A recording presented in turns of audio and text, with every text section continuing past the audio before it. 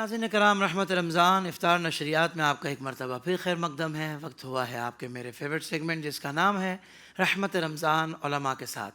جی ہاں، ثنا خاں بھی تشریف فرما ہوتے ہیں اور ان سے بھی ہم کلام سنتے ہیں۔ سب سے پہلے مختصر سا انٹروڈکشن علماء دین کا اور اس کے بعد ہم ٹاپک کی طرف بڑھیں گے۔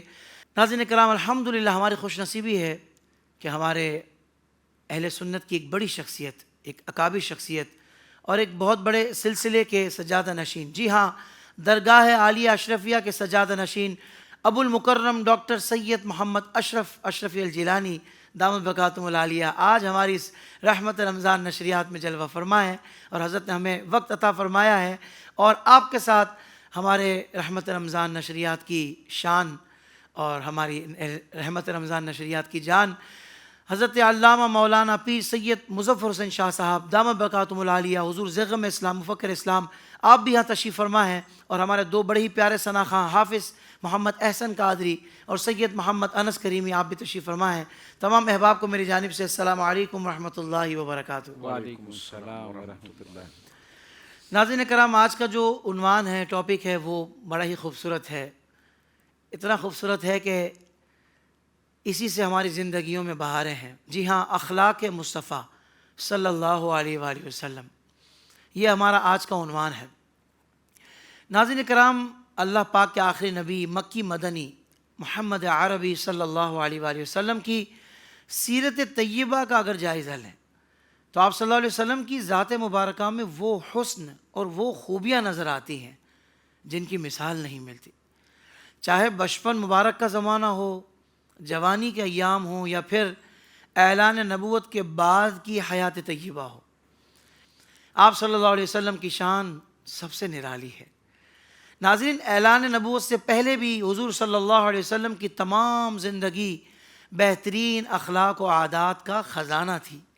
سچائی، دیانتداری، وفاداری، عہد کی پابندی، بزرگوں کی عظمت، چھوٹوں پر شفقت، رشتہ داروں سے محبت، رحم و سخاوت، قوم کی خدمت، دوستوں سے ہمدردی، عزیزوں کی غمخواری، غریبوں اور مفلسوں کی خبر گیری، دشمنوں کے ساتھ نیک برتاؤ، مخلوق خدا کی خیر خواہی، غرض تمام نیک خصلتوں اور اچھی اچھی باتوں میں آپ صلی اللہ علیہ وسلم اتنی بلند منزل پر پہنچے ہوئے تھے کہ دنیا کے بڑے سے بڑے انسانوں کے لیے وہاں تک رسائی تو کیا، اس کا تصور بھی ممکن نہیں۔ کم بولنا، فضول باتوں سے نفرت کرنا، خندہ پیشانی کے ساتھ دوستوں اور دشمنوں سے ملنا، ہر معاملے میں سادگی اور صفائی کے ساتھ بات کرنا رسول اکرم صلی اللہ علیہ وسلم کا خاص شیوا تھا۔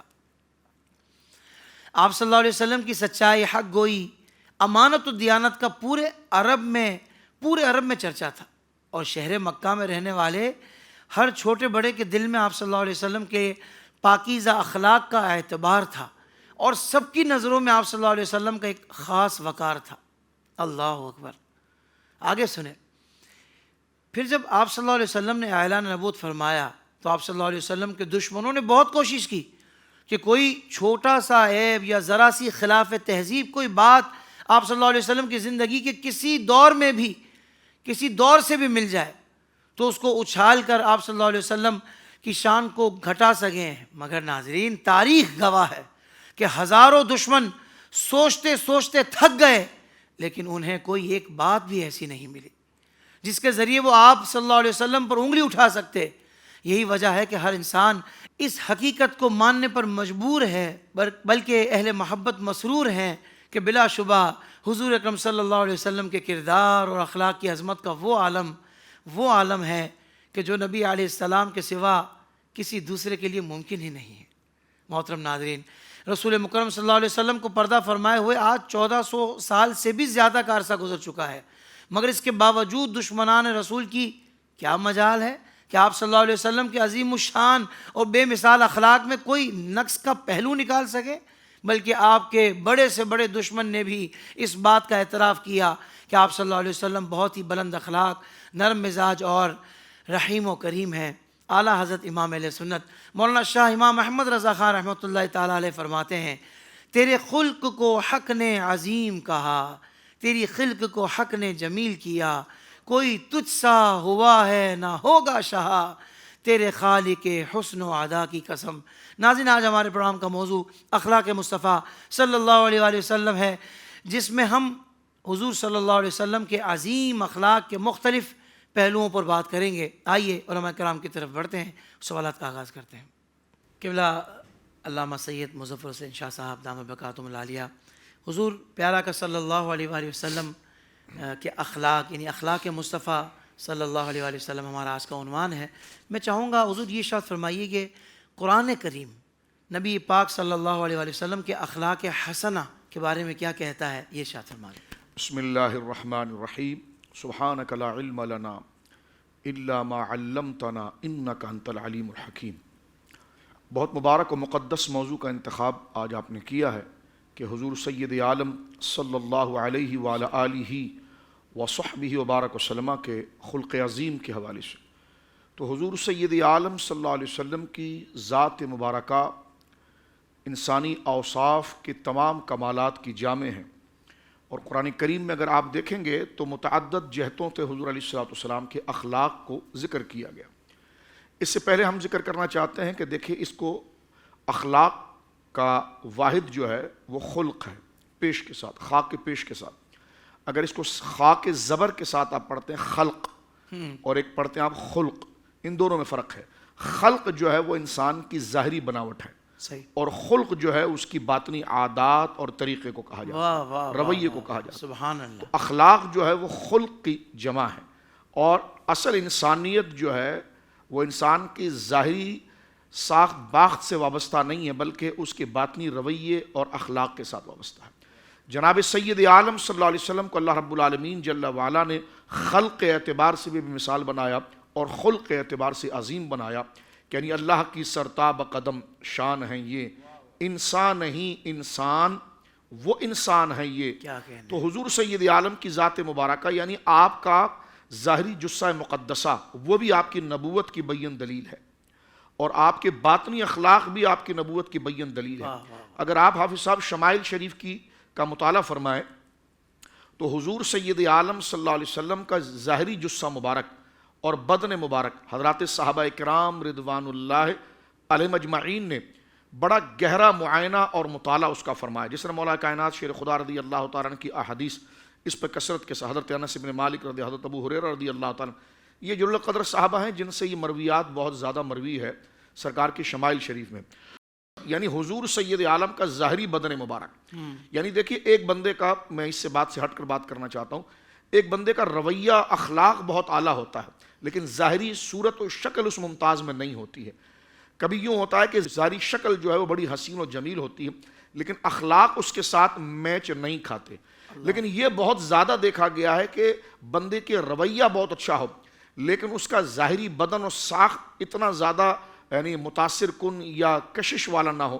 لیکن حضور سید عالم صلی اللہ علیہ وسلم کا مقام و مرتبہ یہ ہے کہ اللہ رب العالمین نے آپ کو ظاہر اور باطن دونوں میں مکمل فرمایا۔ سبحان اللہ۔ اگر آپ تھوڑا سا اس کو مزید ڈیپ میں جا کر سمجھنا چاہیں فلسفہ اخلاق میں، تو عموماً اگر دیکھیں تو انسان کا باطن جو ہے وہ انسان کے ظاہر سے اچھا ہونا چاہیے۔ جیسا قرآن نے کہا نا، ان اللہ یأمر بالعدل والاحسان، اللہ تمہیں عدل کا حکم دیتا ہے اور احسان کا حکم دیتا ہے۔ عدل اور احسان کی درجنوں تفسیریں یہاں پر اس کے معنی اور مقاصد تک پہنچنے کے لیے بیان کی گئی۔ عدل یہ ہے کہ جیسے بندے کا ظاہر ہے ویسے ہی باطن ہو، اور احسان یہ ہے کہ بندے کا باطن اس کے ظاہر سے زیادہ اچھا ہو جائے۔ واہ واہ واہ واہ۔ تو مراد کیا ہوا؟ مراد یہ ہوا کہ مقصود جو ہے وہ رویہ ہے انسان کا، انسان کا انسان ہونا نہیں بلکہ اس کی انسانیت کا ہونا ہے، کیا کہنے، انسانیت کے ساتھ، اس کے رویے کے ساتھ، اس کے اخلاق کے ساتھ۔ تو کہنا یہ چاہتا ہوں کہ اس ترتیب پر اس گفتگو میں یہ اندازہ ہوتا ہے کہ انسان کا باطن جو ہے وہ ظاہر کے مقابلے میں اعلیٰ ہوتا ہے، اور ظاہر جو اس کے مقابلے میں ذیل ہوتا ہے، ثانوی ہوتا ہے۔ لیکن جب جناب سید عالم صلی اللہ علیہ وسلم کو دیکھیں تو آپ کا ظاہر اللہ رب العالمین نے اتنا اعلیٰ بنایا ہے اور اتنے حسین آپ کو بنایا ہے، تو آپ کا باطن جو باطن ہوتا ہی ظاہر سے اعلیٰ ہے، تو اس کی بلندی کس مقام پر ہو، کیا کہنے، واہ، اس سے بھی آپ اندازہ لگا سکتے ہیں۔ بہت خوب حضور، بہت جناب سید عالم کے شمائل شریف کے حوالے کی طرف چلتے ہوئے، کیونکہ قرآن کی طرف آنے سے پہلے ہم پہلے یہ ایک مقدمہ آپ کی خدمت میں عرض کرنا چاہتے ہیں اس مسئلے کا، کہ جناب رسول اللہ کے شمائل شریف کہ آپ کا سر مبارک، پھر سر مبارک میں آپ کی چشمان کرم، آپ کی آنکھیں مبارک، آپ کی بینی شریف، آپ کی ناک مبارک، آپ کے ہونٹ مبارک، آپ کے کان مبارک، آپ کی ریش مبارک، چہرے مبارکہ کی گولائی، آپ کی گردن مبارک، آپ کے کندھوں کی کشادگی، آپ کے ہاتھ مبارک کی لمبائی، ہتھیلیوں کی کشادگی، انگلیوں کی گولائی، پاؤں، سینہ، بطن، اس تمام کو صحابہ کرام رضوان اللہ اجمعین نے بڑے گہرے مطالعے سے لیا، اور انسان اس نتیجے پر پہنچتا ہے کہ انسان کئی منصع شہود پر آئے، لیکن اتنی پرفیکٹ باڈی اور اتنا پرفیکٹ بدن کہ ہر عضو اپنی جگہ پر اس قدر متوازن ہے کہ اگر ہاتھ ہی کو دیکھے تو بندہ عاشق ہو جائے، انگلیوں کو دیکھے تو عاشق ہو جائے۔ انسان کے بدن کی کوئی ایک آدھ چیز ہوتی جو اٹریکشن پیدا کرتی، چہرہ کر دیتا ہے، اور چہرے میں بھی شاید جو اس کی بھویں اچھی ہوں یا اس کی آنکھیں اچھی ہوں۔ حضور سید عالم کو اللہ رب العالمین نے عضو بدن میں ہر طریقے سے اتنا با کمال بنایا کہ اللہ اکبر، آپ کے بدن مبارکہ کو دیکھ کر ایک جم غفیر اسلام سے متاثر ہوا کہ اتنا حسین، اتنا جمیل اور اتنا متوازن شخصیت ابھی تک منصع شہود پر نہیں ہے۔ اس کے لیے میں دعوت دوں گا کہ شمائل کو دیکھیں، سرکار کے کندھے کی چوڑائی اور سینے کا، پھر بطن مبارک، پھر انگلی مبارک، ان کو جن الفاظوں سے صحابہ کرام رضوان اللہ اجمعین نے جمع کیا ہے تو ہر چیز کے اندر ایک بیلنس گویا کہ بڑا معاملہ رکھتا ہے۔ حضور سید عالم کی ظاہری جو اللہ رب العالمین کی جانب سے تخلیق ہے وہ اپنی جگہ پر انتہائی شاہکار ہے۔ جس طرح کہ حضرت عبداللہ بن رواحہ رضی اللہ تعالی عنہ بڑے جل القدر شاعر ہیں اور بڑے جل القدر صحابی ہیں، انصاری ہیں۔ انہوں نے جب حضور سید عالم صلی اللہ علیہ وسلم کو پہلی دفعہ دیکھا تو حضرت فاروق اعظم نے پوچھا کہ تم تو شاعر ہو، تو یقیناً حضور نے جب قرآن پڑھا ہوگا تو قرآن کی فصاحت و بلاغت کے سامنے تم بالکل متاثر ہو چکے ہوں گے، اور یہ چیز تمہارے اندر اسلام کو اور ایمان کو گھر کرنے کا سبب بنا۔ انہوں نے فاروق اعظم سے کہا کہ بالکل عمر تم ٹھیک کہتے ہو، حضور سید عالم پر جو اترنے والا کلام ہے وہ فصاحت و بلاغت کی وہ بلندی رکھتا ہے کہ اہل عرب میں اس کی شہرہ اس کی گرد راہ کو نہیں پہنچ سکتے۔ لیکن کہنا یہ ہے کہ میں نے حضور سے کلام کچھ نہیں سنا تھا، میں نے حضور کا چہرہ دیکھا تو میں نے کہا، کیونکہ شاعر تھے نا، اور شاہد بڑا باریک بین اور بڑا نفیس طبیعت کا ہوتا ہے، تو اس نے کہا جب میں نے حضور کے بدن مبارکہ کو دیکھا نا تو میں نے کہا کہ انسان نہیں، انسان وہ انسان یہ ہے۔ یعنی تعبیر اس کی کہ فرمایا لو لم تکن فیہ آیات مبینہ، آپ کا یہ شعر بڑا مشہور ہے حضرت عبداللہ بن رواحہ کا، فرمایا لو لم تکن فیہ آیات مبینہ کانت بدیہۃ تنبیک بالخبر، فرمایا حضور اگر کوئی اور نشانی قرآن بھی نہ پڑھتے تو حضور کا ظاہری جثہ بتا رہا تھا کہ یہ اللہ رب العالمین جل وعلا کے نبی ہیں۔ سبحان اللہ۔ ہماری ماں سیدہ خدیجہ نے بھی حضور علیہ السلام کے باطن اور ظاہری رویے کو دیکھ کر اس سے گویا کہ متاثر ہو کر وہ نکاح کا پیغام اور ساری تفصیل جو ہم نے ام المومنین کے یوم میں ذکر کی، یہ تو حضور کا ظاہری مبارک۔ باطن جو ہے وہ رویہ ہے، اور قرآن کریم فرقان حمید نے سب سے جامع کلام تو سورۃ الاحزاب میں کیا کہ لقد کان لکم فی رسول اللہ اسوۃ حسنہ، کہ یہ رسول کریم صلی اللہ علیہ وسلم جامع الصفات ہیں، اور آنے والی انسانیت کے لیے اخلاق اور رویے اور دور طریقے کے حوالے سے اگر کوئی اس کو نمائندہ، کوئی ماڈل چاہیے تو وہ جناب سید عالم کی ذات گرامی ہے۔ سبحان اللہ۔ دیکھیے لقد کان لکم فی رسول اللہ اسوۃ حسنہ، یہ اسوہ کو دو طریقے سے عربی میں پڑھا جاتا ہے، ایک الف پر یعنی حمزہ جو ہے اس پر پیش پڑتا اسوہ، ایک ہے حمزہ کے نیچے زہر اسوہ، اسوتن اور اسوتن، ان دونوں میں فرق ہوتا ہے۔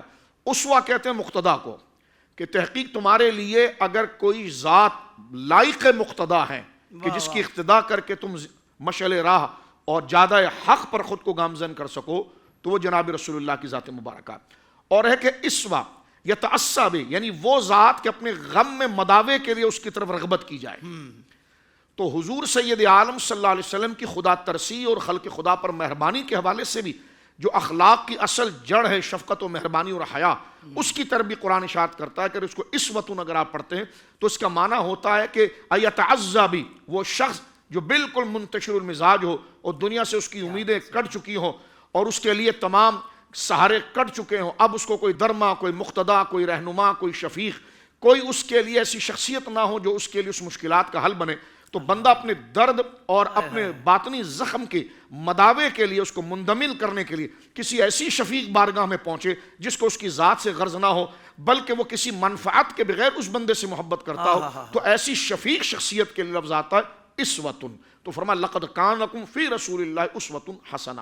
ایک تو تعبیر قرآن کی یہ ہے، دوسرا بڑی مشہور آیت جو سورۃ قلم کے اندر موجود ہے، جس میں حضور علیہ السلام کی ذات مبارکہ پر مکہ کے مشرکین نے محض اپنے بغض و حسد کے اندر علیاذ باللہ جو جنون کی معاذ اللہ عیب کو آپ کی طرف منسوب کرنے کی گویا کہ جسارت کی، جس طرح ہم آگے بھی اس کو ذکر کریں گے، تو ادھر اللہ رب العالمین جل وعلا نے اپنے محبوب کریم صلی اللہ علیہ وسلم کی شان کو بیان کرتے ہوئے سورہ قلم کی تقریباً اس موضوع پر 6 آیتیں نازل فرمائے نون والقلم وما یسطرون، نون قلم کی قسم اور اس فرشتے کی قسم جو لکھتا ہے، ما انت بنعمت ربک بمجنون، اے رسول مکرم صلی اللہ علیہ وسلم آپ اپنے رب کے فضل سے مجنون نہیں ہیں۔ کیا دلیل ہے اس کی؟ یہ آپ سے عیب کیوں نہیں ہے آپ میں؟ تو آگے اس کی دلیل قرآن دے رہا ہے وَإِنَّكَ لَأَجْرًا غَيْرَ مَمْنُونَ، آپ کی شرافت اور آپ کا معاملہ ایسا ہے، آپ پر تو اللہ رب العالمین کی طرف سے اجر لامحدود اتر رہا ہوتا ہے، یعنی آپ کی عقل اتنی کامل ہے، جو مجنون ہوتا ہے اس میں عقل نہیں ہوتی، اور جو مجنون کو کیا ریوارڈ سے کام اور کیا عوض سے کام، وہ تو اپنے آپ میں نہیں، اس کا کام اپنے ارادے سے ہی نہیں ہو رہا ہے، وہ تو بے ارادہ اس سے کام ہو رہا ہے، تو لیکن فرمایا کہ آپ عقل کامل ایسی رکھتے ہیں کہ وَإِنَّكَ لَأَجْرًا غَيْرَ مَمْنُونَ، اللہ رب العالمین آپ کے ہر رویے پر وہ اتنا ممتاز، اتنا بھرپور اور اتنا مکمل آپ کا رویہ ہوتا ہے کہ پھر اللہ اتنا اجر کسی کو نہیں دیتا جتنا آپ کو دیتا ہے اس رویے پر۔ فرمایا وَإِنَّكَ لَعَلَىٰ خُلُقٍ عَظِيمٍ، اور بے شک ضرور ہم نے آپ کو خلق عظیم کے اوپر فائز کیا۔ خلق عظیم یہاں پر علماء نے لکھا علا جو وہ استعلا کے لیے آتا ہے، بلندی کو ظاہر کرنے کے لیے آتا ہے، جیسے ڈرائیور جو ہے گاڑی چلاتا ہے تو اسٹیئرنگ پر اس کا کنٹرول ہوتا ہے، اب اس کی ثوابدید پر ہے کہ وہ دائیں طرف موڑ لے یا بائیں طرف موڑ لے، تو لفظ اعلیٰ جو یہاں پر ذکر کیا وَإِنَّكَ لَعَلَىٰ، عربی زبان میں یہ استعلاء اور کنٹرول کے لیے آتا ہے، تو فرمایا ہم نے آپ کو خلق نہیں بلکہ فرمایا خلق پر کنٹرول دیا ہے، یعنی جو رویہ آپ اختیار کریں گے وہی خلق بنے گا، وہی انسان کے لیے رویہ اور وہی مشعل راہ بنے گا، یعنی حضور سید عالم کو خلق کے تحت نہیں رکھا گیا، خلق کے اوپر رکھا گیا، یعنی آپ کا رویہ خلق ہے، ہم خلق کے محتاج ہے، خلق اپنے وجود اور اپنے معیار و مثال میں حضور کی ادا کا محتاج ہے، یعنی اگر میں سچ بولوں تو مجھے اچھا کہا جائے گا، میں شفقت کروں تو اچھا کہا جائے گا، میں حضرت صاحب کا ادب کروں تو لوگ کہیں گے چلو بزرگوں کا ادب آتا ہے، تو میں اخلاق کے زاویوں کو اپناؤں گا تو ممتاز ہوں گا، تو مجھ پر اخلاق کا احسان ہے اور اخلاق پر حضور کا احسان ہے۔ سبحان اللہ، فرمایا کہ وَإِنَّكَ لَعَلَىٰ خُلُقٍ عَظِيمٍ، ہم نے آپ پر خلق عظیم پر فائز کیا، اور پھر اللہ نے آگے چیلنج کیا، فرمایا تم ہمارے حبیب کو مجنون کہتے ہو، اور ان کا رویہ اتنا پختہ، اتنا سنجیدہ اور انسانیت کا اصل غماز ہے کہ ہم انہیں اجر بے حساب دیتے ہیں، خلق عظیم پر کنٹرول دیا، اچھا تم ان کی طرف مجنون کی نسبت کرتے ہو ایسی کامل شخصیت پر، تو پھر زمانہ دیکھے گا ان قریب ان کے کمالات کا جوبن جب 14ویں کے چاند کی طرح روشن ہوگا نا، اور تمہارے سامنے وہ آیا ہوگا، فرمایا ان قریب تم بھی دیکھو گے، ابھی تو تم ابتدائی دور دیکھ رہے ہو ان کا، فرمایا تم بھی دیکھو گے اور سب دیکھیں گے، اور پھر پتا چلے گا کہ ان کے انتخاب کے بارے میں جو تم نے رائے قائم کی ہے تو مجنون کون تھا، تم نے ان کو مجنون کہا، تو فرمایا تم دیکھو گے کہ اس میں مجنون کون تھا، پاگل کون تھا، تو یہ اللہ نے شان بیان کر کے پھر چیلنج کر دیا، یعنی حضور کی سیرت کو اپنی توحید اور اپنے کلام کی دلیل بنائی اللہ نے، فرمایا تم ان کو مجنون کہتے ہو، ان کا رویہ ان کا عمل اتنا اعلیٰ ہے کہ ان کو ہم نے خلق عظیم پر فائز کیا، فَسَتُبْصِرُ وَيُبْصِرُونَ، پس ان قریب تم بھی دیکھ لو گے اور وہ بھی دیکھ لیں گے، بِأَيِّكُمُ الْمَفْتُونَ، کہ جس کو تم مفتون کہتے تھے، جب اس کی اخلاق اور اس کی عقل کا کمال لوگوں کے سامنے آئے گا تو تم واقعی میں دیوانہ وار اس کے قدموں کی طرف کھینچتے ہوئے جاؤ گے، اور حضور سید عالم کی آنے والی آگے کی زندگی جو ہے کہ یہ مکی، کیونکہ مکی صورت ہے، مدنی زندگی کے اندر جب وہ ہر گوشہ کھلتا چلا گیا، پھر ایک وقت ایسا آیا جو فتح مکہ ہے اور اس کے بعد ہے، تو یہی لوگ کھینچتے ہوئے گئے، اور رب کا یہ دعویٰ وہاں پر صادق آ گیا کہ تم انہیں مجنون کہتے ہو، مجنون کا کوئی بھی رویہ اور مجنون کا کوئی بھی عمل ڈسپلن کے ساتھ نہیں ہوتا، اپنی مرضی کا وہ بے ڈھنگا ہوتا ہے، وہ منتشر ہوتا ہے، لیکن فرمایا ان کو ہم نے ایسی عقل کامل عطا فرمائی ہے کہ ان کے جوبن کو تم دیکھ لو گے اپنی آنکھوں کے ساتھ، اور پھر تم اپنی عقل کا ماتم کرو گے کہ تم نے کس کو مجنون کہا، اور تمہیں پتہ چل جائے گا۔ یہاں بات کو سمیٹتے ہوئے صرف یہ 2 آیت تھی، میں ایک آخری بات یہاں پر عرض کر کے بات کو ختم کرتا ہوں۔ دیکھیں رویے کا صدور جو ہے وہ عقل کے کمال کی وجہ سے ہوتا ہے۔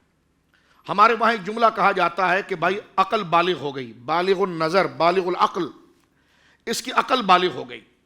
عقل بالغ ہونے کا کیا مطلب ہے؟ جس طرح کہ شیخ سعدی رحمۃ اللہ علیہ نے فرمایا، بزرگی بعقل است نہ بسال، تونگری بدل است نہ بمال، بڑا مشہور مقولہ ہے۔ فرمایا سخاوت جو ہے وہ مال کا ڈھیر بندے کے پاس ذخیرہ ہو اس کا نام نہیں ہے، وہ تو دریا دلی کا نام ہے، دل کی فیاضی کا نام ہے، اور فرمایا کہ بزرگی جو ہے وہ عمر کے بڑھنے کا نام نہیں ہے بلکہ عقل کے کامل ہونے کا نام ہے. بزرگی بعقل است، بزرگی جو ہے وہ عقل کے ساتھ ہے. نہ سال، اس کا عمر سے کوئی تعلق نہیں. بندہ 100 سال کا ہو جائے، اس کی عقل پختہ نہ ہو تو وہ صرف بالوں کی سفودی میں بزرگ ہے، لیکن اصل میں اس کو بزرگ اور لائق عزت نہیں کہا جاتا.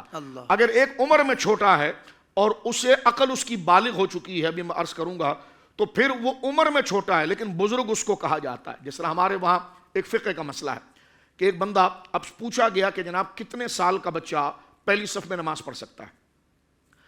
تو اس کے لیے فقہاء نے عمر تو ذکر کی ہے، لیکن اس کی لاجک یہ ہے کہ آپ عمر کیوں پوچھتے ہیں؟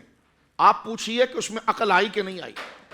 ایک عمر رسیدہ شخص پہلی صف میں کھڑا ہو اور داڑھی کھجا رہا ہو، ادھر ادھر دیکھ رہا ہو، تو امام کو یہ حکم ہے کہ اٹھائے اس کو کہ پیچھے صف میں جا. اور پیچھے ایک نوجوان یا کم عمر بچہ ہو جو بالکل کنسنٹریشن کے ساتھ نماز پڑھ رہا ہو، اس کو کہا جائے گا آپ اٹھیں اور پہلی صف میں آئیں. تو پتہ چلا کہ اصل جو چیز ہے وہ بزرگی عقل کے ساتھ ہے.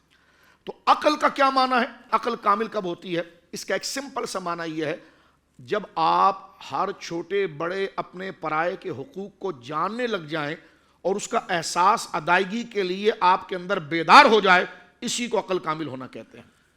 اللہ عقل کا کام ہوتا ہے تمیز دلانا نا. جب آپ کو بڑے چھوٹے کا لحاظ مکمل طور پر آ جائے، آپ کس کے سامنے ہیں، کہاں پر ہیں، کیا کر رہے ہیں، جب ان تمام کے حقوق اپنے درجے کے اندر، مختصر جملوں میں عرض کر رہا ہوں، ان تمام کے حقوق جب آپ کو اس کی معرفت اور پہچان ہو جائے اور اس حقوق کی ادائیگی کے لیے آپ مسلسل مستعد اور بیدار اور سنجیدہ رہیں، تو اس طبیعت کے کھچاؤ کو عقل کہتے ہیں. لیکن بندہ بڑی عمر ہو گئی، اس کو پتہ نہیں بیٹھتے کیسے مجلس کے اندر، بزرگوں کے آگے کیسے بیٹھتے ہیں، اللہ قرآن پڑھتے وقت کیسے بیٹھتے ہیں، بزرگوں سے ملتے وقت کیسے بیٹھتے ہیں، بچوں کے ساتھ کیا رویہ کرتے ہیں، اپنوں کے ساتھ کیا کرتے ہیں، دشمنوں کے ساتھ کیا کرتے ہیں. بس عمر بڑھ گئی ہے تو اس کو کم عقل کہا جاتا ہے، اس کو بزرگ نہیں کہا جاتا. بزرگی کا مطلب یہ ہے کہ اس کی عقل بالغ ہو گئی. بالغ ہونے کا مطلب یہ ہے کہ وہ ہر ایک کے درجے کو پہچان گیا، صحیح، اور اس کی پہچانا ہی نہیں بلکہ ادائیگی کے لیے اس کی طبیعت اس طرف راغب ہو کہ اس حق کا مستحق ہے اور اس تک پہنچانا یہ میری ذمہ داری ہے. تو طبیعت کے اندر ایسا مسلسل رجحان جو بندے کو اس طرف لاتا ہے، بیداری اور ادائیگی حقوق کی طرف لاتا ہے، اس کو کہتے ہیں عقل کا کامل ہونا. اور یہی حضرات صوفیاء کرام رضوان اللہ اجمعین میں نظر آتا ہے. اب میں بات کو یہاں پر اختتام کی طرف لاتا ہوں. دیکھیے، عقل کی جب ہم نے تعریف سمجھ لی، خلق کا معنی سمجھا، خلق کی روح تھی عقل. عقل آپ کی کامل ہوگی، رویہ اچھا ہو جائے گا. خالی رویہ ٹھیک کرنے کے پیچھے پڑیں گے تو عقل کامل نہیں ہوگی. اچھا، عقل تو غیر محسوس چیز ہے، اس کو کیسے کامل کریں گے؟ اس کے لیے حضور کی سیرت ہے اور نیک لوگوں کی صحبت ہے. کیونکہ عقل کو جس چیز پہنچتی ہے وہ آپ کے سینس سے پہنچتی ہے. صحیح. وہ رویہ آپ کو آپ کے قوت حس اس تک پہنچاتے ہیں، اور وہ عقل اس وقت ان چیزوں کو لے کر کامل ہوتی ہے. تو عقل کامل ہوگی تو رویہ ٹھیک ہو جائے گا. ہم رویہ ٹھیک کرنے کے لیے چلتے ہیں لیکن عقل کی درستگی کی طرف نہیں آتے. اور عقل کی درستگی ہوگی ماحول کے ساتھ. واہ واہ. جیسے آپ یہ پروگرام کر رہے ہیں، بزرگوں کو آپ نے بلایا، وہ ارشادات فرمائیں گے.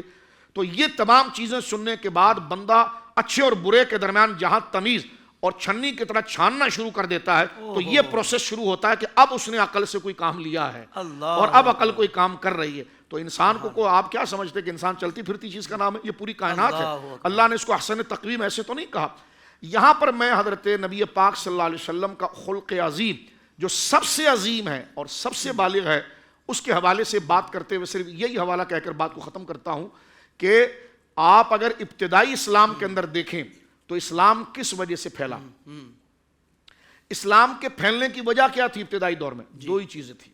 کیونکہ یہ بات ذرا طویل ہو جائے گی، میں یہیں پر رک دیتا ہوں کہ اگر آپ سیرت کا مطالعہ کریں کہ اسلام کی تبلیغ میں، اس کے فروغ میں بنیادی چیز وہ کیا تھی جو لوگوں کو اس نے اٹریکٹ کیا، تو پوری آپ کے مباحث اور ہزاروں صفحے کا خلاصہ دو چیزوں میں آ کر بند ہوگا: ایک قرآن اور ایک اخلاق مصطفیٰ. بے شک، بے شک. تیسری کوئی چیز نہیں. اسلام پھیلا ہی دو چیزوں کی وجہ سے، یا تو قرآن، اگر اگلا بندہ قرآن سے متاثر ہوا یا حضور کے اخلاق سے متاثر ہوا. یعنی میں الگ الگ عرض کر رہا ہوں، یعنی دونوں ہی سے متاثر ہوا، کیونکہ قرآن کی ادائیگی جناب رسول اللہ کے ذریعے ہوئی. تو قرآن ایک بے نظیر و بے مثال کلام ہے اور وہ مثل تھیوری ہے، اور اس کی عملی شکل جناب رسول اللہ صلی اللہ علیہ وسلم کی ذات گرامی ہے. تو یہ قرآن اور عقل کا ایک تھوڑا سا اخلاق کا فلسفہ میں نے آپ کی خدمت میں پیش کرنے کی سعادت پائی۔ سبحان اللہ، سبحان اللہ، کیا کہنے شاہ صاحب، اللہ آپ کو جزائے خیر عطا فرمائے۔ ڈاکٹر صاحب آپ کی طرف آؤں گا۔ قبلہ شاہ صاحب نے اپنی گفتگو کے دوران فرمایا کہ ہر اخلاق کو، یعنی اخلاق کی جتنی بھی ٹرمز ہیں ان کو، جو ان کو حیثیت عطا فرمائی وہ نبی پاک صلی اللہ علیہ وسلم کے عمل نے عطا فرمائی۔ بالکل، سچ کو ہم نے حضور سے پہچانا، بالکل، یعنی اخلاق کو ہم نے حضور سے پہچانا، عفو درگزر کو ہم نے حضور سے پہچانا، ہر معاملے کو ہم نے حضور سے پہچانا کہ بھئی یہ اس کی شان ہے۔ اللہ اکبر، نہ تو پتہ نہیں لگتا۔ حضرت میں حیران ہوں، بلکہ دنیا حیران ہے کہ جب بندہ مکمل طور پر طاقت میں ہو اور اس کے بعد کچھ حساب کتاب بھی پورے کرنے ہوں، سابقہ جو ظلم ہوں ان کے بدلے بھی لینے ہوں، ایسے میں آ کر ہم نے بڑے بڑے لوگوں کو دیکھا کہ وہ پھر اخلاق کے اس لیول پر نہیں قائم رہ پاتے۔ صحیح۔ لیکن میں حیران ہوں، بلکہ پوری دنیا حیران ہے کہ نبی پاک صلی اللہ علیہ وسلم کے اخلاق حسنہ میں عفو درگزر اس بلندی کے ساتھ شامل ہے کہ فتح مکہ کے موقع پر جب آپ صلی اللہ تعالی وسلم کا وہ عظیم الشان کردار کہ تاریخ میں اس کی مثال نہیں ملتی۔ ڈاکٹر صاحب کیا کہیے گا اس بارے میں؟ بسم اللہ الرحمن الرحیم۔ دیکھیے، نبی پاک علیہ الصلوۃ والسلام کے اخلاق حسنہ، سرکار کی سیرت، ظاہری باطنی حسن و جمال، جاہ و جلال، فضل و کمال، جود و نوال، اس کے متعلق کہا جا سکتا ہے کہ سیرت ایسی کہ اغیار کلمہ پڑھیں، سیرت ایسی کہ اغیار کلمہ پڑھیں، صورت ایسی کہ یوسف بھی دیکھا کریں، پاؤں ایسے کہ جبریل آنکھیں ملیں، ابن مریم سے بہتر شفا ہاتھ میں، جن کو حاصل ہے سرکار سے نسبتیں، ان کی مٹھی میں کونین کی عظمتیں، عاشق مصطفیٰ رکھتا ہے آج بھی اختیار فنا و بقا ہاتھ میں۔ اللہ، یعنی سرکار کی جو ذات والا صفات ہے وہ بالکل ہر لحاظ سے مکمل ہے۔ ظاہری باطنی حسن اگر آپ دیکھیں، جس طرح کہ شاہ صاحب نے فرمایا کہ ہم اخلاق کے محتاج ہیں، اخلاق سرکار کا محتاج، جو سرکار کی صفت ہے حقیقت میں وہی اخلاق ہے۔ اخلاق حسنہ کی جتنی بھی صفات ہیں اللہ تبارک و تعالیٰ نے ان کا کامل، اکمل، مکمل کوئی ذات اگر بنائی تو نبی پاک علیہ الصلوۃ والسلام۔ سبحان اللہ، مجھے دیکھنا ہو تو ان کو دیکھ لو۔ اچھا، اب کیا ہے؟ اب جس نے بھی دیکھا تو اس نے یہ سوچا کہ جب بننے والا ایسا ہے تو بنانے والا کیسا ہوگا، جب نکھرنے والا ایسا ہے تو نکھارنے والا کیسا ہوگا، جب سنورنے والا ایسا ہے تو سنوارنے والا کیسا ہوگا، جب نبی ایسا ہے تو پھر خدا کیسا ہوگا، کلمہ پڑھ کے مسلمان ہوگا۔ تو نبی پاک علیہ الصلوۃ والسلام کی ذات میں جو کچھ اخلاق حسنہ کی صفات ہیں، ظاہری باطنی حسن و جمال ہے، اگر رسول کی ذات میں نہیں تو وہ حسن ہی نہیں۔ کیا کہنے، واہ، اگر حضور کی ذات میں نہیں تو وہ حسن ہی نہیں ہے، اور جو کچھ رسول کی ذات میں ہے وہی حسن و جمال ہے، وہی فضل و کمال ہے، وہی جاہ و جلال ہے، وہی جود و نوال ہے۔ سبحان اللہ۔ اچھا، اب جہاں تک عفو اور درگزر کا تعلق ہے، جس طرح کہ آپ نے فرمایا، حقیقت یہ ہے کہ ہم جب پورے تاریخ عالم کا مطالعہ کرتے ہیں تو جو زبردست ہے وہ زیر دست کو بالکل ختم کر دیتا۔ جی، اچھا، خاص طور پہ ایسے موقع پر جب آپ کے ساتھ ظلم ہوا ہو، ستم ہوا ہو، آپ کے دوستوں کو، عزیزوں کو، رشتہ داروں کو تکالیف پہنچائی ہو، اب آپ کو اختیار مل گیا تو آپ سوچتے ہیں اب تو میں چن چن کے بدلہ لوں گا، اس نے یہ کیا تھا تو اس کے ساتھ یہ کرو، اس نے یہ کیا تھا۔ اب اس تناظر میں جب سرکار کی ذات کو دیکھتے ہیں تو معاملہ بالکل برعکس نظر آتا۔ جنہوں نے پتھر برسائے، جنہوں نے تکالیف پہنچائیں، جنہوں نے اذیتیں پہنچائیں، ان کو معاف کر دی۔ جس طرح کے طائف کے میدان میں آپ دیکھتے ہیں کہ نبی پاک علیہ الصلوۃ والسلام تنہا ہے، انہوں نے شریر بچوں کو پیچھے لگا دیا، سنگباری ہوئی، وہ ایک طویل واقعہ ہے۔ اس موقع پر جس میں مبارک لہو لہان ہوا، سرکار ایک جگہ تشریف فرما ہوتے ہیں، پھر آتے ہیں، ہاتھ پکڑ کے اٹھاتے ہیں، پھر چلاتے ہیں، سنگباری کرتے ہیں۔ اس وقت وہ با اختیار نبی صرف چشم ابرو کا اشارہ فرما دیتے تو سب کے سب تباہ ہو جاتے، سب کے سب۔ حضرت جبریل علیہ السلام عرض کرتے ہیں، یا رسول اللہ صلی اللہ علیہ وسلم، حکم دیں تو ان دونوں پہاڑوں کو ملا دیں اور چکی کے پاٹوں کی طرح چلا دیں تاکہ اس کے بیچ میں بسنے والے جو آپ کو اذیت دے رہے ہیں ختم ہو جائیں۔ لیکن اس وقت رحمت للعالمین، شفیع المذنبین، محبوب رب العالمین صلی اللہ علیہ وسلم دست مبارک اٹھاتے، اللہم ایدی قومی فإنہم لا یعلمون، مولا اس قوم کو معاف کر دے، اس نے مجھے پہچانا نہیں، یہ اگر مجھے پہچان لیتے تو میرے ساتھ یہ سلوک نہ کرتے۔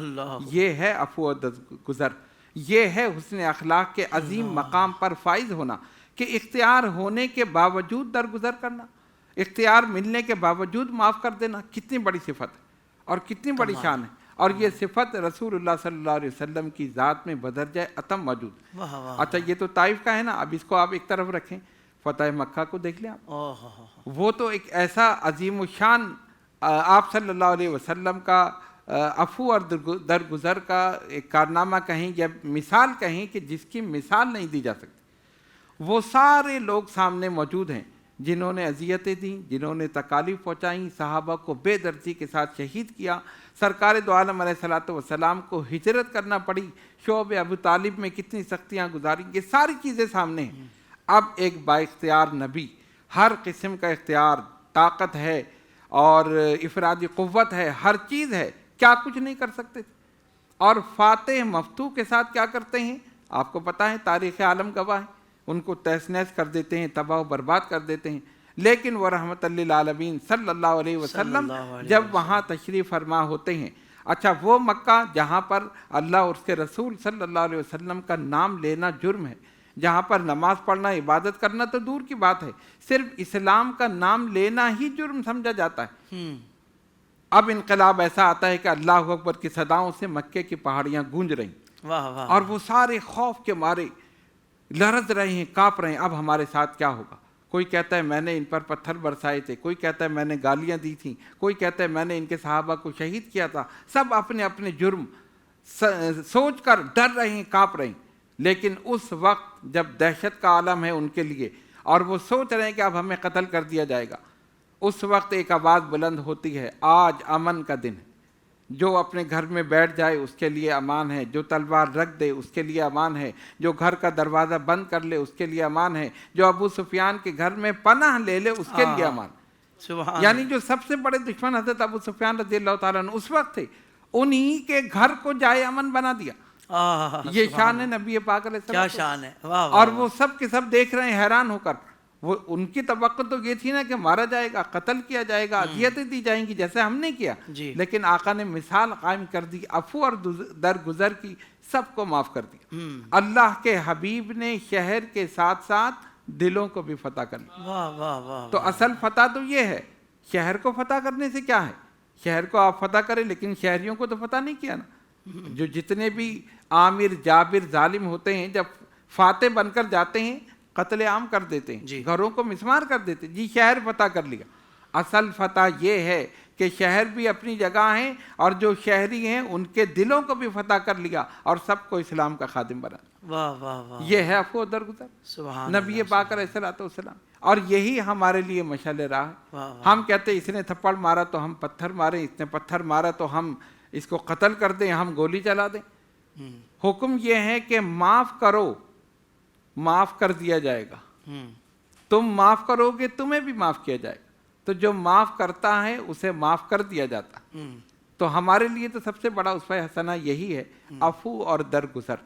اللہ اکبر، ایک شخص آیا، سرکار تشریف فرما ہے، ایک چادر آپ کی گردن مبارک پر ڈلی ہوئی، اس نے آ کر زور سے کھینچی، اس کا کچھ قرض تھا سرکار دو عالم علیہ الصلوۃ والسلام کا۔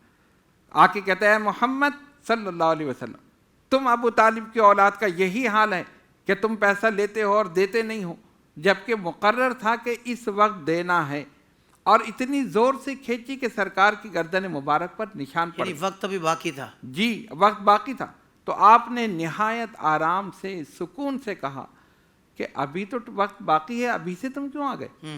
ہم نے جو وقت مقرر کیا تھا وہ تو ابھی باقی ہے، تو اس وقت یہ کہنے کا کیا مسئلہ ہے؟ اس نے کہا بس میں صرف یہی دیکھنا چاہتا تھا۔ فرمایا کیا؟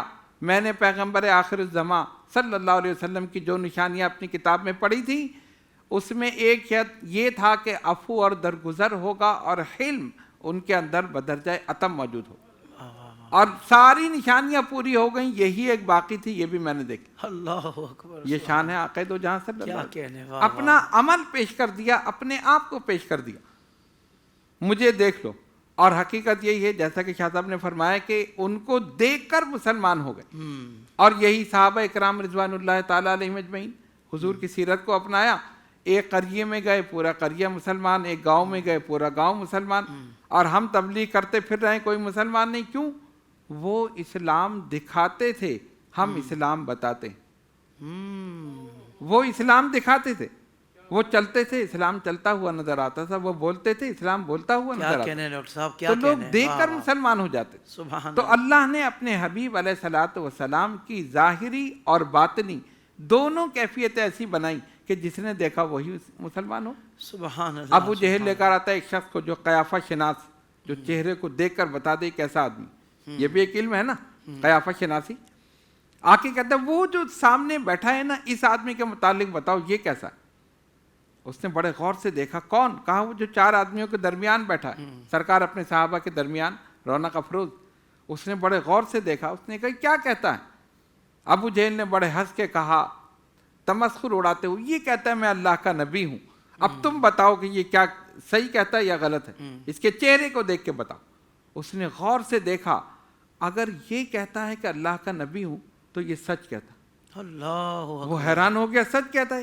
کہا اس کا چہرہ ہی بتا رہا ہے، یہ جھوٹے کا چہرہ نہیں ہے، یہ سچے کا چہرہ۔ اللہ اللہ، تو اللہ نے چہرہ ہی ایسا بنا دیا جس نے دیکھا مسلمان ہو گیا، اور باقی آپ کے خلق عظیم۔ تو یہ 2 چیزیں ایسی تھیں کہ اس وقت اس معاشرے میں جہاں پر جھوٹ، غیبت، چغلی، بدگمانی، فحاشی، عریانی، بے حیائی، یہ ساری چیزیں عام تھیں، ایک پاکیزہ نفس انسان اپنی ذات کو اور اپنے خلق عظیم کو لے کر اس شہر میں گھوم رہا تھا، اور اس معاشرے میں لوگ اس کو صادق اور امین کہہ کر پکار رہے۔ اللہ یہ ہے سرکار کا اللہ، حسن اخلاق۔ اگر آج ہم اس کو اپنا لیں تو ہم کامیاب ہو جائیں۔ کیا کہنے ڈاکٹر صاحب، اللہ آپ کو جزائے خیر عطا فرمائے، بہت شاندار، بہت کمال گفتگو فرمائی ہے۔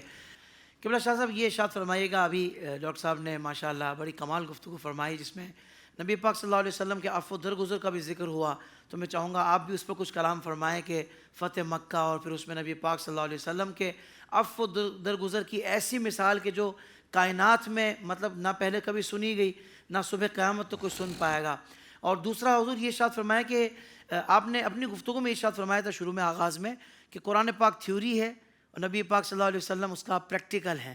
تو حضور یہ تو قرآن پاک کا جو نزول ہے وہ تو 40 سال کی عمر کے بعد ہے، اعلان نبوت جو آپ نے حضور نے فرمایا، اس کے بعد قرآن پاک نازل ہو رہا ہے، مگر اس سے پہلے پیارے آقا صلی اللہ علیہ وسلم کے اخلاق کریمانہ کیسے تھے، اور اس کے بارے میں جو اہل عرب تھے وہ کیا گواہی دیتے تھے، چاہے وہ اپنے ہوں یا پرائے ہوں، اور ساتھ ہی نبی پاک صلی اللہ علیہ وسلم کے جو شان تواضع ہے، میں چاہوں گا اس پر بھی آپ ضرور کلام فرمائیے گا۔ جی بالکل، دیکھیے کہ حضرت امام غزالی نے ایک بڑی پیاری بات کی ہے کہ اخلاق کی 2 قسمیں ہیں، ایک معمولی اخلاق اور ایک اصولی اخلاق۔ واہ، معمولی اخلاق یہ ہے کہ آپ نے میرے ساتھ اچھا کیا تو اس وجہ سے میں آپ کے ساتھ اچھا کر رہا ہوں، جی، تو یہ معمولی یہ اخلاق۔ معمولی اخلاق۔ اصولی اخلاق یہ ہے کہ اگلے نے ہمارے ساتھ اچھا نہ بھی کیا ہو تب بھی اس کے ساتھ اچھا کیا جائے، جس طرح کہ ابھی حضور پیر صاحب ارشاد فرما رہے تھے اور فتح مکہ کے حوالے سے حضرت صاحب نے ساری تفصیل کو ذکر کیا۔ اب آپ دیکھیں کہ جس وقت حضور سید عالم نے عام معافی کا اعلان فرما دیا تھا، اور ایک شخص جو حضور علیہ الصلوۃ والسلام نے جب معافی کا اعلان فرما دیا تو ابو سفیان جو انہوں نے ابھی اسلام قبول نہیں کیا تھا، تو ان کو حضور سید عالم نے کہہ دیا تھا کہ من دخل دار ابی سفیان فهو آمن، کہ جو ابو سفیان کے گھر میں داخل ہوا وہ امن میں آ گیا۔ تو حضرت سعد بن عبادہ رضی اللہ تعالیٰ جو لشکر کے بڑے اہم کمانڈر تھے، اور وہ ان کا ورود مسعود جب اس وقت حضور سید عالم کے ساتھ مکہ کے اندر ہونے لگا تو انہوں نے تلوار کھینچ کر یہ کہی بات کہ الیوم یوم المرحمہ، الیوم یوم الملحمہ، آج کا جو دن ہے وہ دن بالکل ٹکڑے ٹکڑے کر دینے والا دن ہے اور کسی کو چھوڑا نہیں جائے گا، ملحمہ۔ تو ابو سفیان اس وقت حضور کے پاس آئے اور انہوں نے حضور سے کہا کہ دیکھیے کہ آپ نے تو مکمل رعایت دے دی ہے، معافی دے دی ہے، لیکن سعد جو ہے وہ تلوار نکال کر اس سخت جملے کہہ رہے ہیں کہ الیوم یوم الملحمہ، آج کا جو دن ہے وہ کاٹ دینے والا دن ہے۔ تو سرکار دو عالم صلی اللہ علیہ وسلم نے ارشاد فرمایا کذب سعد، کذب سعد، سعد نے غلط کہا، الیوم یوم المرحمہ، مرحمہ مرحمہ، آج کا دن جو ہے وہ رحمت کا دن ہے، رحمت کا دن ہے، رحمت۔ اور پورا مکہ حضور سید عالم صلی اللہ علیہ وسلم کے مکمل کنٹرول کے اندر تھا، اور حضور سید عالم صلی اللہ علیہ وسلم لیکن عفو درگزر، اور عفو درگزر کر دینا، معاف کر دینا، یہ بڑی جرت اور بڑی ہمت اور بڑی شان کی بات ہے۔ یہ حضور علیہ الصلوۃ والسلام کی ذات مبارکہ کے تمام کو کنٹرول کیا، اور کنٹرول کرنے کے بعد حضور علیہ الصلوۃ والسلام نے ان کو معاف کر دیا۔ اس کی بنیادی وجہ یہاں پر جو ذکر کروں گا وہ یہ ہے، ہماری ماں یہ دیکھیے ابھی تو قرآن اتر رہا ہے، قرآن اترنے کے بعد حضور سید عالم کے کمالات جو تھے وہ ہزارہا گنا زیادہ روشن ہو کے لوگوں کے سامنے آئے۔ ایک تو حضور کی طبیعت مبارکہ، پھر اس پر نزول قرآن، جس کو قرآن کہتا ہے نور علی نور۔ اللہ سورہ نور میں ارشاد فرماتا ہے کہ یہ تیل اتنا شفاف ہے اور اتنا فائن ہے کہ یہ خود سے ہی بھڑک جائے گا اور اس کو کسی چنگاری لگانے کی ضرورت نہیں ہوگی، لیکن اگر چنگاری لگا کر اس کو بھڑکایا جائے تو یہ کرم پر بالائے کرم ہے۔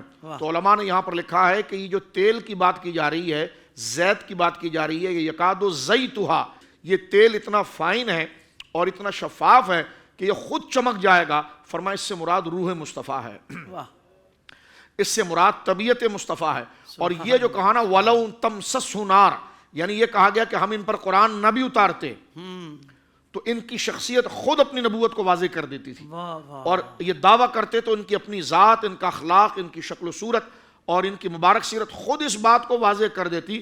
لیکن نور علی نور، اللہ نے فضل پر فضل فرما دیا، نور پر نور عطا فرمایا۔ ایک تو آپ کی سیرت کو نورانی بنایا اور اس پر اللہ رب العالمین نے نورانی کلام اتارا۔ اور یہ میں کوئی لفاظی نہیں کر رہا، امام قرطبی علیہ رحمت کو اگر اس آیت کے تحت دیکھا جائے تو وہاں پر صحابہ کے اقوال موجود ہے اور تابعین کے مسلم اقوال موجود ہے کہ حضور سید عالم پر اگر قرآن نہ بھی اترتا، جی حضور سید عالم پر اگر، یہ بہت اونچا جملہ ہے، فرمایا حضور کے سیرت کا قاری اس بات کو جانتا ہے، فرمایا کیونکہ قرآن سراسر ہدایت ہے اور سراسر روشنی ہے انسانوں کے لیے۔ کس چیز کی روشنی؟ حقوق کی روشنی۔ تو فرمایا اگر وہ قرآن حضور پر نہ بھی اترتا تو حضور کی سیرت خود اپنی نبوت کو واضح کر دیتی، اللہ اور ایسا ہوا۔ سبحان اللہ۔ یہ صرف ایسی کوئی ہوائی بات نہیں ہے، ایک تو بزرگوں کے مسلم علماء کے اقوال ہیں، اور ایسا ہوا۔ دیکھیے جس وقت ہماری ماں سیدہ خدیجۃ الکبریٰ نے حضور علیہ الصلوۃ والسلام سے نکاح کیا، اس وقت قرآن اتر رہا تھا۔ حضور کی عمر کتنی تھی؟ 25 سال، ٹھیک ہے جی۔ 15 سال حضور علیہ الصلوۃ والسلام ہماری ماں ام المومنین کے ساتھ مزید رہے تو عمر کتنی ہو گئی حضور کی؟ 40 سال۔ اب 40 سال میں پہلی وحی آ رہی ہے، قرآن اب اتر رہا ہے، قرآن اب اتر رہا ہے، اور قرآن کی آیت نازل جو ہو رہی ہے سورہ علق کی، اس کو لے کر جب حضور گھر پر آ رہے ہیں تو اب ہماری ماں نے جو پہلا مقدمہ حضور کی زندگی پر بیان کیا ہے اس سے متعلق قرآن کی ابھی تک کوئی آیت نہیں آئی ہے۔ اس ٹاپک سے متعلق قرآن کی جو میں کہنا چاہ رہا ہوں ذرا اس پر غور کریں، کیا کہہ رہے ہیں؟ قرآن کی کوئی آیت نہیں آئی ہے، واہ لیکن واہ۔ حضور سید عالم کو پہلی وحی آنے پر اور شکل وحی کی وجہ سے جو طبیعت کے اندر وہ گویا کہ کیفیت تھی اس کو مندبل کرنے کے لیے میری ماں نے، ہم سب کی ماں نے، سیدہ خدیجہ الکبریٰ رضی اللہ تعالی عنہا و سلام اللہ علیہا نے جو جملے فرمائے تھے وہ کیا تھے؟ آپ دیکھیں بخاری شریف میں موجود ہے، فرمایا واللہ ما یخزیک اللہ ابدا، اللہ آپ کو ضائع نہیں کرے گا۔ آپ کو کیسے پتہ چل گیا؟ یہ تو بیان کر رہے ہیں ثقل وحی کا۔ آپ کو فرمایا انک لتصل الرحمہ، آپ رشتوں کو جوڑتے ہیں، تو ابھی تو آیت تو کوئی اتری نہیں ہے اس کے بارے میں۔ واہ واہ واہ۔ وتحمل الکلہ، آپ کمزوروں کا بوجھ اٹھاتے ہیں، ابھی تو اخلاق کی کوئی آیت نہیں آئی ہے۔ وتکسب المعدوم، آپ کمزوروں کو کما کر کھلاتے ہیں، اس کی تو کوئی آیت نہیں آئی ہے۔ وتقری الضیف، آپ مہمان نوازی کرتے ہیں، اس کی تو کوئی آیت نہیں آئی ہے۔ وتعین علی نوائب الحق، اور حق کے لیے اگر کوئی بندہ کھڑا ہو جائے اور سارا معاشرہ اس کے خلاف ہو جائے آپ حق کا ساتھ دیتے ہیں، ابھی کوئی آیت نہیں۔ یہی 5 چیزیں تو پورے قرآن میں 30 پاروں میں آئی ہے، اور جس کو حضور سید عالم صلی اللہ علیہ وسلم کی 15 سالہ زندگی میں ام المومنین نے بیان فرمایا۔ تو یہاں سے آپ اندازہ لگائیے کہ جناب سید عالم صلی اللہ علیہ وسلم کو اللہ نے اس قدر مکمل فرمایا۔ تو وہ بات بالکل درست ہے کہ یہ تیل اتنا شفاف ہے جو استعارے میں کنائے میں بات کی جا رہی ہے۔ اللہ کے نور کی مثال لیس کمثلہ شیء، اس کی تو کوئی مثال ہی نہیں، تو پھر کون سی مثال دی جا رہی ہے؟ دوسری آیت تو سامنے کھڑی ہوئی ہے۔ اللہ کے نور کی مثال ایسے ہے جیسے دیوار میں چراغ رکھنے کا طاق ہوتا ہے، فیہا مصباح، اور اس میں وہ چراغ رکھا ہوا ہے۔ اب علماء رک جاتے ہیں، یہاں تو اللہ مثال دے رہا ہے، ادھر دوسری آیت کھڑی ہے کہ لیس کمثلہ شیء، کوئی ایسی شے نہیں جس سے خدا کو مثال دی جائے۔ تو یہاں پر کیا معنی کیا جائے گا؟ تو فرمایا یہاں نور سے مراد حضور سید عالم کے صفات ہیں۔ اس طرف علماء گئے کہ اللہ کے نور کی مثال اس مشکات کی ہے، اور یہاں مشکات سے مراد حضور کا بدن ہے۔ فیہا مصباح، اس میں چراغ ہے، یہاں سے مراد حضور کا دل ہے۔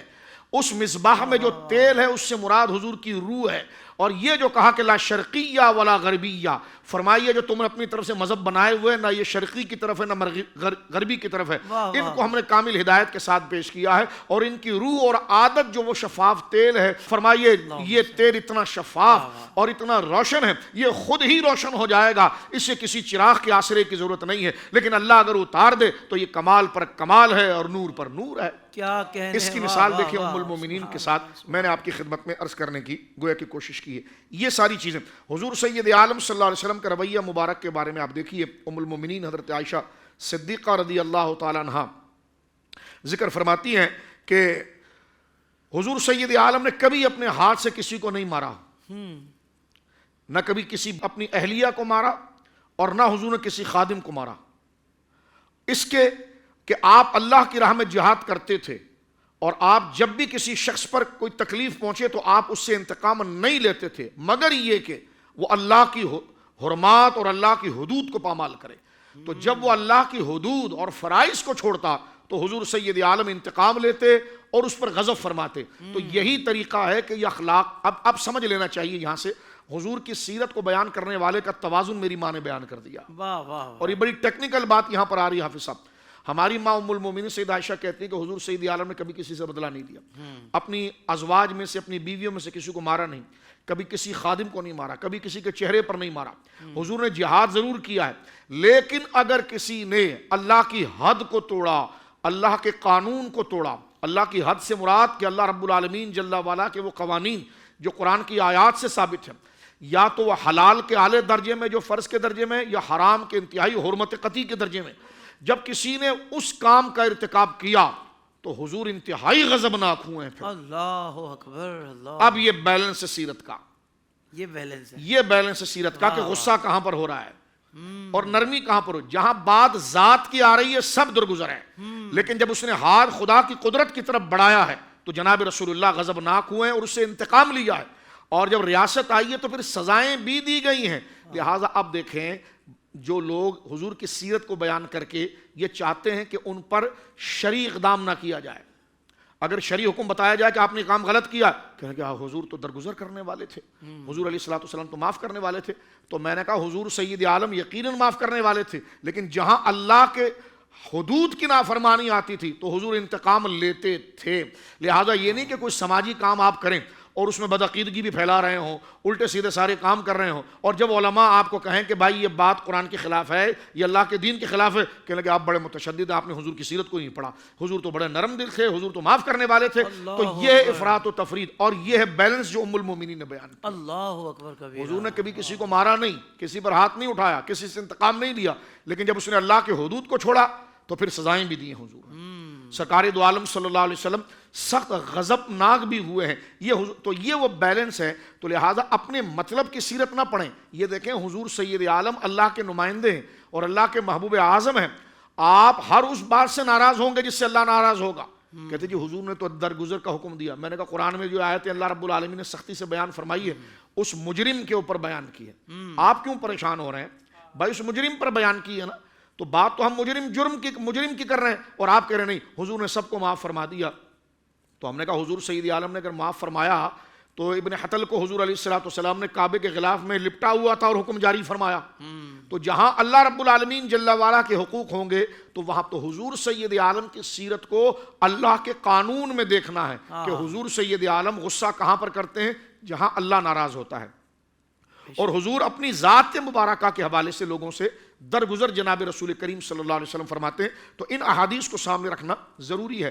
حضرت فاروق اعظم رضی اللہ تعالیٰ عنہ کہتے ہیں کہ حضور تشریف فرما تھے اور سرکار دو عالم صلی اللہ علیہ وسلم کے پاس ایک بندہ مانگنے کے لیے آیا، تو جب وہ مانگنے کے لیے حضور علیہ الصلوۃ والسلام کے پاس آیا تو سرکار دو عالم صلی اللہ علیہ وسلم کے پاس بظاہر کچھ نہیں تھا۔ یہ ایک مثال دی جا رہی ہے تاکہ سخاوت کا ایک عنصر آئے، ورنہ تو یوں ہی حضور علیہ الصلوۃ والسلام خالی ہاتھ اٹھا کر ابو ہریرہ کی جھولی میں ڈال دیں تو وہ اختیار تکوینی جاری ہو جائے اور ایسا حافظہ مل جائے کہ وہ مرتے دم تک کسی چیز کو نہ بھولے۔ کیا بات ہے، تو یہ تو ہے نہیں۔ وہاں میری ماں ام المومنین حضرت عائشہ سے حضور کہیں کہ میں چاہوں تو عائشہ یہ احد کا پہاڑ میرے ساتھ سونا بن کر چلے، یعنی اللہ رب العالمین مجھ پر اتنا فضل کرنے والا ہے۔ تو دیکھیں اس مسئلے کو بھی حضور کی شان کو بھی دیکھنا ہے، تو ایک ٹاپک کی روایت جہاں جہاں پر آئی ہے سب کو ملا کر دیکھنا۔ اب یہاں کوئی شور نہ مچائے کہ حضور نے کہہ دیا کہ میرے پاس تو کچھ نہیں ہے، کیا بات. تو میرے پاس کچھ نہیں ہے. تو پھر وہ سخاوت کو ذرا دیکھیے جب حضرت ابو ہریرہ رضی اللہ تعالیٰ عنہ جو اصحاب صفہ میں سے تھے اور وہ کہتے ہیں کہ ہمیں 2-2 3-3 دن تک کھانے کو نہیں ملتا اور ہم بے ہوش ہو کے دھڑام سے زمین پہ گر جاتے. حضور سید عالم تشریف لاتے, کسی صحابی کے ساتھ بھیجتے. ایک دن حضور کا دریا رحمت جوش میں آیا اور سرکار دو عالم صلی اللہ علیہ وسلم نے ابو ہریرہ سے کہا کہ ادھر آؤ. وہ آگے کہ اپنا تھیلا کھولو. انہوں نے اپنا تھیلا کھولا. حضور نے 3 کھجور لیے اس میں ڈال دیے. فرمایا تھیلا الٹا نہیں کرنا. کتنے ڈالے؟ 3 کھجور. اب دیکھیں جب حضور علیہ الصلوۃ والسلام نے وہ 3 کھجور ڈالے اور فرمایا کہ تھیلا الٹا نہیں کرنا, تو حضرت ابو ہریرہ کہتے ہیں کہ اس کے بعد 4 سال سرکار بقیت حیات ظاہری کے ساتھ موجود رہے. پھر رفیق اعلیٰ کا سفر فرمایا 4 سال. 2 سال حضرت ابو بکر کے, کتنے ہو گئے؟ 6 سال. 10 سال فاروق اعظم کے, کتنے ہو گئے جی؟ 20 سال. 20 سال. اس کے بعد حضرت سیدنا عثمان غنی کا 12 سال. تو یہ تقریباً جو ہے کہ یہ 20 سال اور 32 سال. اور جو آخری سال میں جو شورش چلی تھی عثمان غنی کے دور میں, وہ فرماتے ہیں میں 32 سال تک اس تھیلے میں ہاتھ ڈالتا, نکالتا, پیٹ بھر کے کھاتا, دوستوں کو کھلاتا. وہ تھیلا سے کھجور ختم نہیں ہوئے, لیکن جب حضرت عثمان غنی ذو النورین کا جو آخری دور میں جو شورش چلی تھی, اس بھگدڑ میں میرا تھیلا کھو گیا. وہ تھیلا کھو گیا لیکن کھجور کم نہیں. اللہ اکبر. اللہ. تو یہ ہے اختیارات تکوینی کہ جس کے ظاہری اسباب کچھ بھی نہیں ہے, کچھ نظر نہیں آ رہے لیکن چیز بڑھ رہی ہے. حضرت ابو ہریرہ دیکھ رہے ہیں کہ حضور کے دونوں ہاتھ بظاہر خالی ہیں اور ان کی چادر میں ڈال دیا. اس کو اختیار تکوینی کہتے ہیں. ایک تو اختیار تشریعی ہے. یہ وہ اختیارات ہیں جو اللہ رب العالمین نے اپنے فضل سے اپنی قدرت باہرہ کو ظاہر کرنے کے لیے جناب رسول اللہ پر ظاہر فرمایا. تو جناب سیدنا فاروق اعظم کہتے ہیں کہ میں موجود تھا اور حضور کے پاس ایک شخص آیا اور اس نے حضور سید عالم صلی اللہ علیہ وسلم سے کہا کہ مجھے کچھ چاہیے. حضور نے فرمایا میرے پاس ابھی کچھ نہیں ہے, لیکن تو ایسا نہیں جا, تو ایسا کر وہ فلاں دکان پر چلے جا یا بازار میں چلے جا, کہیں پر چلے جا اور میرا حوالہ دے دے, اور جو ہے وہ میرا حوالہ دے دے, وہاں سے تو چیز لے لے. حضرت عمر رضی اللہ تعالیٰ نے کہا یا رسول اللہ, اللہ نے تو آپ کا اس کا مکلف کیا ہی نہیں, جب آپ کے پاس نہیں ہے تو بات مکمل ہو گئی ہے. تو حضور نے اس چیز کو ناپسند فرمایا. ایک انصاری صحابی کھڑے تھے, فرمایا یا رسول اللہ بانٹیے, اللہ رب العالمین نے آپ کو اور عطا فرمائے گا اور آپ کے خزانوں کو کم نہیں کرے گا. تو سرکار نے مسکرا کر انصاری کی طرف دیکھا, فرمایا ہاں مجھے اسی کا حکم دیا گیا ہے. تو اب آپ دیکھیے کہ اس قدر شفقت و مہربانی جناب رسول, اور وہ کریم جس طرح کے پیر صاحب قبلہ فرما رہے تھے کہ حضور کے قدم مبارک کو جبریل امین نے چومنا, یہ حضور علیہ الصلوۃ والسلام کی سخاوت اور حضور علیہ الصلوۃ والسلام کی تواضع, حلم و بردباری.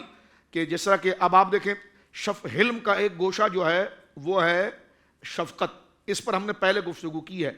حضرت ابراہیم کی تعریف قرآن نے کیا کی تھی کہ اِنَّ ابراہیم لحلیم اواہ منیب, ہمارا ابراہیم حلیم ہے, اواہ ہے, حلیم بردبار ہے, چھچوروں کو منہ نہیں لگاتا, ایسی حرکت نہیں کرتا کہ جناب جو ہے وہ گئی گزری ہو. تو ہماری ام المؤمنین حضرت عائشہ کہتی ہیں کہ حضور نہ فحش گو تھے, نہ فحشی کو پسند کرتے تھے, نہ بازاروں میں کھڑے ہو کر کھانا کھاتے تھے, نہ کسی کو گالی دیتے تھے. اللہ اکبر. تو یہ ساری چیزیں حلم ہے. حلم کا ایک گوشہ جو ہے وہ ہے شفقت و مہربانی کا. حضرت مولا امام حسن مجتبی رضی اللہ تعالیٰ تشریف لائے تو سرکار نے مولا امام حسن کو گود میں لیا, چوما, پیشانی چوپی, رخسار چومے. تو سامنے ایک بیٹھے ہوئے تھے, انہوں نے کہا کہ آپ بچوں سے اتنا پیار کرتے ہیں؟ تو سرکار علیہ الصلوۃ والسلام نے فرمایا کہ جسے کسی پر رحم کرنا نہیں آتا اس پر رحم کیا نہیں جاتا. تو گویا کہ اس قوم کو حضور علیہ الصلوۃ والسلام اپنے رویے سے وہ تمام چیزیں سمجھا رہے ہیں. اور اس مقام پر ہونے کے باوجود ہماری ماں حضرت عائشہ کہتی ہیں, جو سیرت کا میرے اور آپ کے اور سب کے لیے نمونہ ہے, کہ حضور اپنے گھر کے کام خود فرماتے تھے. سبحان اللہ, سبحان. حضور اپنے گھر کے کام خود فرماتے. میں نے بہت بڑی تقریر کی ہے, میں نے بڑا بزنس کیا, میں نے مال کیا, اب جاؤ فلاں کام کرو, نہ. اب آپ یہ کام گھر میں کر کے دیکھیے, ہلکے پھلکے ہو جائیں گے.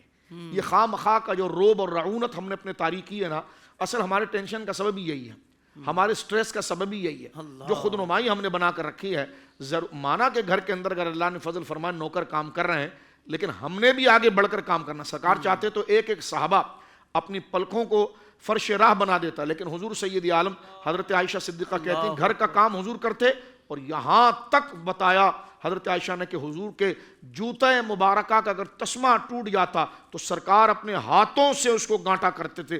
فرض کیجئے آج کوئی پیر صاحب, کوئی عالم صاحب, کوئی بڑے بزرگ اس قسم کی کام کر پائیں گے جنہیں حضور کی سیرت یاد ہو, اور وہی پیر کہلانے کے مستحق ہیں, وہی عالم کہلانے کے مستحق ہیں, اور وہی علماء کہلانے کے مستحق ہیں. تو یہ سرکار دو عالم صلی اللہ علیہ وسلم کی یہ مبارک سیرت مبارکہ کہ حضور علیہ الصلوۃ والسلام اپنے گھر کے کام کو خود کرنا اور اپنی بیویوں کے معاملات سے حضور نے درگزر فرمانا اور مسکرانا. سبحان اللہ. یعنی 11 ازواج مطہرات ہیں نا. دیکھیں اب وہ آپس میں بیٹھ کر ہیں تو عورت ہماری مائیں ہیں حضور کی صحبت میں, لیکن وہ جو فطرت ہوتی ہے تو اس میں وہ اگر وہ کسی بات میں مباحثہ بھی کریں سرکار مسکرا کر ملنا، اور ہر ایک کی بات کو ایسا سننا کہ جیسے حضور سب سے ہی محبت فرمانے والے ہیں. سبحان اللہ. تو یہ ساری کریمی کی شان حضور علیہ الصلوۃ والسلام کے اخلاق کا مظہر ہے جس کے پیچھے ہم نے چلنا ہے. واہ واہ، سبحان اللہ سبحان اللہ. اچھا ڈاکٹر صاحب میں آپ کی طرف آؤں گا. حضور یہ ارشاد فرمائیے کہ پیارا کا صلی اللہ علیہ وسلم کی شان سخاوت، حضور محتاج بیان تو نہیں ہے. جی اللہ اکبر.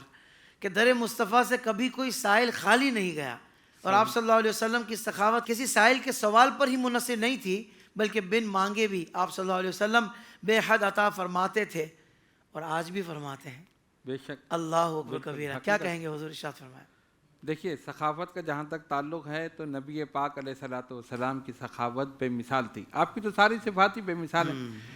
سرکار تشریف فرما ہے، ایک عربی آتا ہے اور آ کے کہتا ہے محمد صلی اللہ علیہ وسلم مجھے کچھ دیجیے.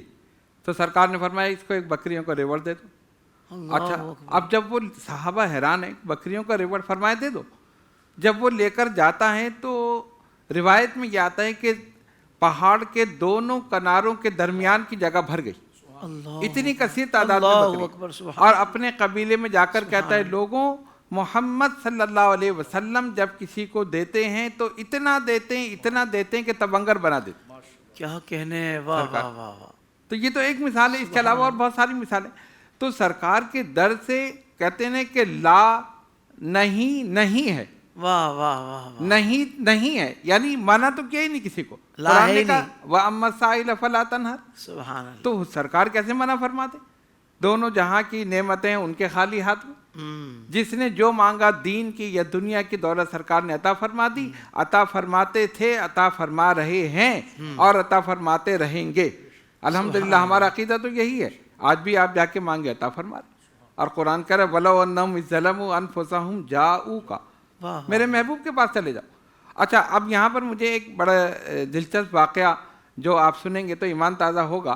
غزالی دوران علامہ سید احمد سعید کاظمی نور اللہ مرقدہ، ان کی جوانی کا واقعہ تھا. میں نے کتاب میں پڑھا اور علماء سے بھی میں نے سنا کہ آپ مسجد وزیر خان میں خطاب کر رہے اور سرکار کی سخاوت پر گفتگو ہو رہی.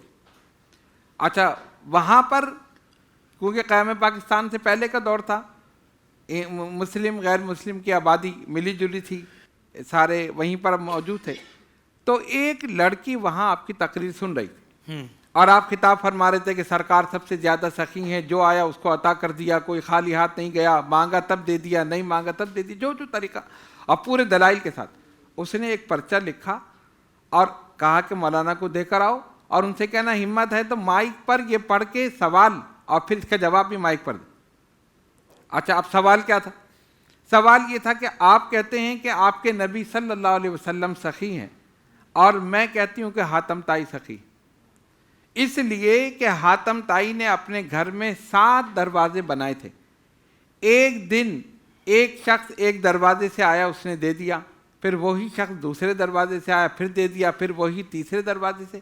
ایک دن میں ایک شخص 7 دروازوں سے آیا اور اس کی پیشانی پہ بل نہیں آیا، اس نے دے دیا.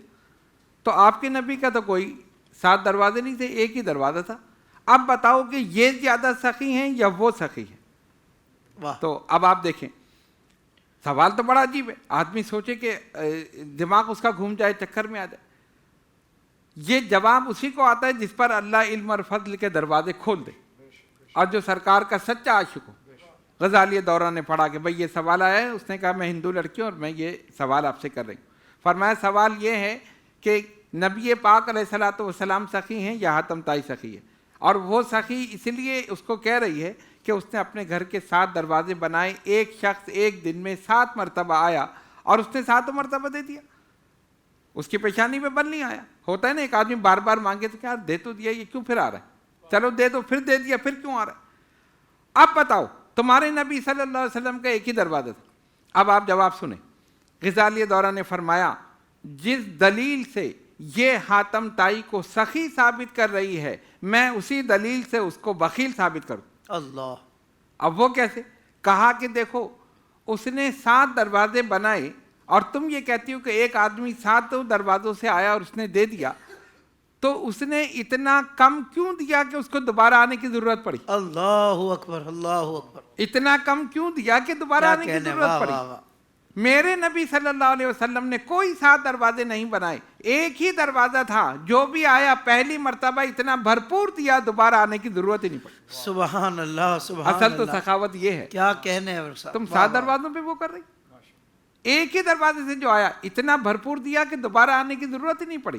اور حقیقت حال یہی ہے، آپ دنیاوی دولت دیکھ لیں، دین بھی دولت دیکھ لیں۔ شاہ صاحب قبلہ نے ذکر کیا، حضرت ابو ہریرہ رضی اللہ تعالیٰ عنہ کو ایسے اشارہ کیا اور ڈال دیا، ابو ہریرہ سینے سے لگا لو، لگا لیا، فرمایا اس کے بعد میں کوئی چیز بھولتا ہی نہیں۔ تو یہ کیا ہے؟ یہی تو روحانیت ہے، واہ واہ واہ، یہی تو روحانیت ہے جو نظر نہیں آ رہی۔ تو جس نے ظاہری چیز مانگی وہ دے دی، جس نے باطنی چیز مانگی وہ دے دی، اور جس نے نہیں مانگی اس کو بھی دے دی، سبحان اللہ، اور سبحان الحمدللہ اللہ، آج تک دے رہے ہیں۔ آپ دیکھ لینا قصیدہ بردہ شریف موجود ہے اور کتنی روایت ایسی موجود ہے سچے دل سے، لیکن طلب سچی ہونی چاہیے۔ جب تک طلب نہیں تو اس وقت تک عطا نہیں، واہ واہ واہ، طلب ہونی چاہیے۔ آج بھی آپ دیکھ لیں کتنے، اگر میں واقعات بیان کروں تو یہاں پہ میرے خیال سے وقت کم پڑ جائے، ہمارے بزرگان دین اولیاء کاملین کتنے واقعات موجود ہیں۔ ہمارے خانوادہ اشرفیہ کے اعلیٰ حضرت شاہ علی حسین اشرفی میاں ہم شبیہ غوث العظم سرکار کی بارگاہ میں پہنچتے ہیں، رقت طاری ہوتی، عرض کرتے ہیں یا رسول اللہ صلی اللہ علیہ وسلم میں چاہتا ہوں سرکار کی نالین میرے سر پہ ہوں۔ کیفیت طاری ہو گئی، رقت طاری ہو گئی، آنکھیں بند ہو گئیں۔ جب آنکھیں بند ہوئیں دیکھا سرکار تشریف لائے، ایک ٹوپی آپ کو پہنا دی، کہا جاؤ علی حسین ہم نے تمہیں دے دیا۔ اور جب آنکھ کھلی تو اس ٹوپی پر نالین کا نقشہ بنا ہوا، آپ تشریف لائیں اور وہ ٹوپی کچوچے شریف کے تبرکات میں رکھ دی، آج تک وہاں موجود۔ واہ واہ واہ، تو عطا فرما رہے ہیں، آج بھی عطا فرما رہے ہیں۔ ان کی سخاوت ان کے ظاہری دور تک نہیں تھی، قیامت تک کے لیے۔ سبحان اللہ، اصل سخی تو یہ کیا ہے، دیتا وہ ہے دلاتے یہ ہیں، رزق اس کا ہے کھلاتے یہ ہیں۔ کھلاتے یہ اعلیٰ حضرت نے تو فرما دیا، رب موتی ہے یہ ہیں قاسم، رزق اس کا ہے کھلاتے انما انا قاسم واللہ یؤتی، تو وہ عطا کرنے والا ہے اور سرکار تقسیم کرنے والے۔ الحمدللہ ہمارا اس پر ایمان اور یقین کامل ہے، جیسا سخی اللہ نے اپنے حبیب علیہ الصلوۃ والسلام کو بنایا، نہ ان سے پہلے نہ ان کے بعد، واہ واہ، سخاوت وہیں پر ہی ختم ہے۔ سبحان اللہ، تو آج بھی اگر کوئی سچے دل سے مانگے تو میں پوری ذمہ داری کے ساتھ کہتا ہوں آج بھی میرے آقا صلی اللہ علیہ وسلم اس کو عطا فرما رہے۔ سبحان اللہ، سبحان اللہ، سبحان اللہ، آپ کو خوب جزائے خیر عطا فرمائے۔ دیکھیں یہ ہمارے بزرگوں کا انداز ہے، کیا کہنے ہیں، ماشاء اللہ۔ معزز علماء کرام کا دل سے شکریہ۔